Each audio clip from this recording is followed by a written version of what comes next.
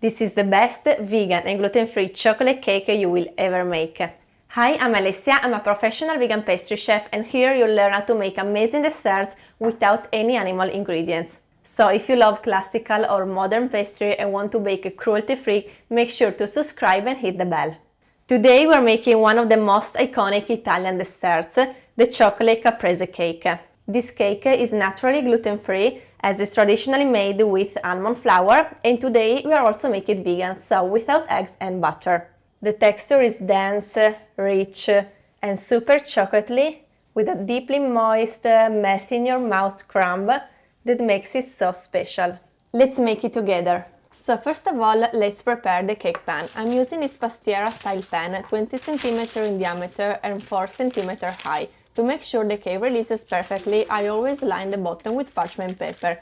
What I do is very simple. I take a sheet of parchment paper, fold it in half, then fold it in half again, and then fold it a third time. At this point, I simply turn the pan upside down and use the base as a guide. Then I trim the excess, and when I open the parchment paper, I get a perfect circle that fits the bottom exactly. Now I grease the pan. You can use vegan butter spray or simply vegan butter applied with a brush. Then place the parchment disc on the bottom and set the pan aside while we prepare the butter. Now, roughly chop the dark chocolate and transfer it into a bowl. You can melt it either in the microwave or over a bain-marie. Heat it gently, then stir with a spatula until it's completely melted and smooth, with no larger piece remaining. In a jug, weigh the plant milk and the vegetable oil. Warm this lightly as well, either in the microwave or in a small saucepan. Both the melted chocolate and the liquids should be at a temperature between 38 and 41 degrees Celsius. This is important to create a proper emulsion. Now start adding the milk and oil to the chocolate little by little, mixing with a spatula. You want to create a smooth, glossy and homogeneous mixture. Add a second portion of the liquids, continue mixing, and finally add the last part. At the end, switch to a whisk to obtain a stable and shiny emulsion. Now add the cane sugar and the salt and mix well for a few seconds. Then add the sifted dry ingredients, in this case potato starch, cornstarch and baking soda. Whisk again until everything is well combined and there are no lumps of these flours. Finally, add the almond flour. It is very important to use finely ground almond flour and not simply blended almond, because the texture needs to be very fine and even. Continue mixing until you obtain a smooth, uniform butter. Now pour the butter into the prepared pan and bake in static oven at 180 degrees Celsius for about 35 minutes.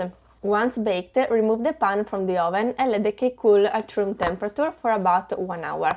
After that, transfer it to the refrigerator and let it chill for at least 2 hours. This step is essential. Do not attempt to unmold the cake while it's still warm, otherwise it may break. When the cake is completely cold, you can invert it onto a serving plate, remove the pan and gently peel off the parchment paper. At this point, we can decorate. Because this cake is very moist, I recommend using a moisture-resistant powdered sugar. This is a type of powdered sugar that doesn't dissolve when in contact with humidity, so the decorations stay clean and visible. If you use a regular powdered sugar, it will absorb the moisture from the cake and create a sticky and wet surface. I use this grid to create a diamond pattern, but of course you can decorate it however you prefer.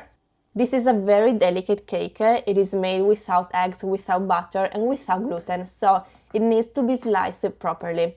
It is not a cake that you can cut in layers. It is best served simply in clean slices, maybe with some whipped cream or a scoop of ice cream. Always slice it when it's cold from the fridge. Use a long, sharp knife and make a clean, decisive cut. Don't use a serrated knife. To get clean slices, dip your knife into hot water before each cut.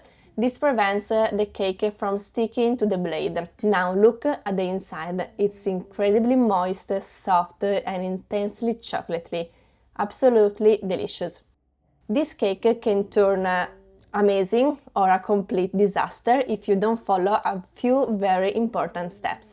First of all, the type of chocolate you use really matters. You should use a chocolate with a cocoa percentage around 50 to 55%.